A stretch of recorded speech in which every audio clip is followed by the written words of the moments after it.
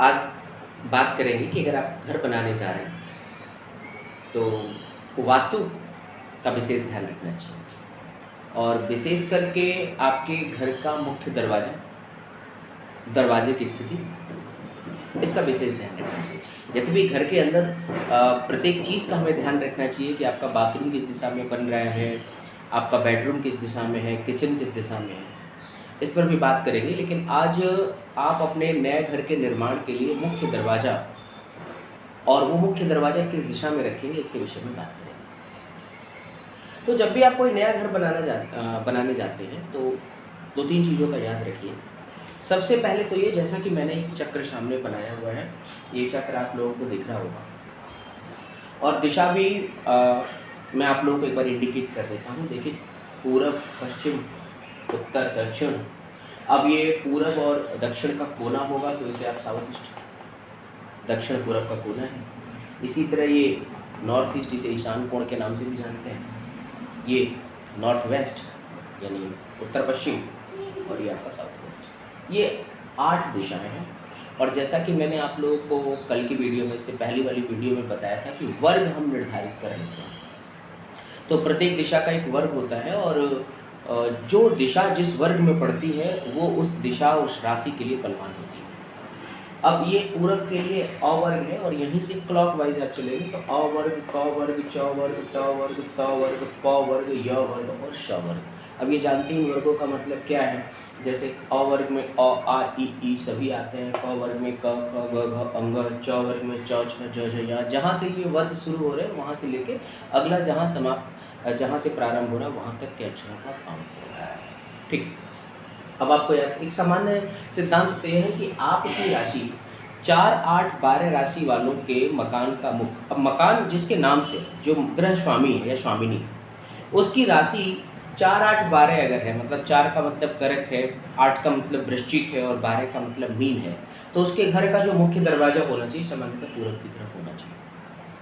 अगर 2, 6, 10, 2 का मतलब वृषभ है, 6 का मतलब कन्या, 10 का मतलब कुंभ राशि अगर उसकी है तो उसके जो दरवाजे का मुख होना चाहिए वो दक्षिण दिशा में होना चाहिए। और अगर 3, 7, 11 अर्थात मिथुन है, तुला है, कुंभ है तो पश्चिम दिशा में। और 1, 5, 9 अर्थात अगर मेष है और 5 का मतलब है आपका सिंह है और धनु है तो उसके घर का जो मुख्य दरवाजा है वो उत्तर की तरफ होना चाहिए। देखिए, अपने से 5वीं राशि शत्रु होती है, अपने से 5वीं राशि शत्रु होती है, इसलिए आपका नाम जिस वर्ग में पड़ रहा है उससे 5वां वर्ग में जो दिशा पड़ती है उस दिशा में आपका घर का मुख्य दरवाजा नहीं होना चाहिए। ये सिद्धांत भी आप याद रखिए। अब जैसे किसी का नाम अगर अ वर्ग में पड़ता है तो अ से 5वां वर्ग उसके लिए शत्रु होगा, अर्थात अ वर्ग से काउंट करिए 5 वर्ग तक, 1, 2, 3, 4, 5 पश्चिम दिशा जो है उसके लिए शुभ नहीं है। अगर क वर्ग की बात करें तो फिर नॉर्थ वेस्ट की डायरेक्शन उसके लिए नहीं होनी चाहिए।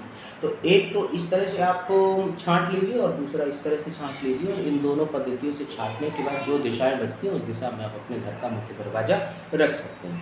ये तो भी पहली बात। अब दूसरी बात ये भी याद रखिए कि दरवाज़ा जो है वो कभी भी प्लॉट के बीचों बीच में नहीं होना चाहिए। और अगर विशेष करके आप अपना घर अगर दरवाज़ा चौड़ाई वाले पोर्शन में रख रहे हैं तो कोने में नहीं दरवाजा होना चाहिए। तो एक तो बीचों बीच में नहीं होना चाहिए और चौड़ाई की तरफ से दरवाज़ा अगर ले रहे हैं आप तो कोने में दरवाजा नहीं होना चाहिए। तो दरवाजे की अच्छी स्थिति क्या होनी चाहिए कि अगर आपका दरवाज़ा पूरब दिशा में है, अगर आप पूरब दिशा की तरफ दरवाज़ा रख रहे हैं तो पूरब दिशा में पूरब की दीवार से बाईं तरफ से सबसे पहले तो उसके 9 भाग कर लें बराबर। जिस दीवार पर आपको रखना है,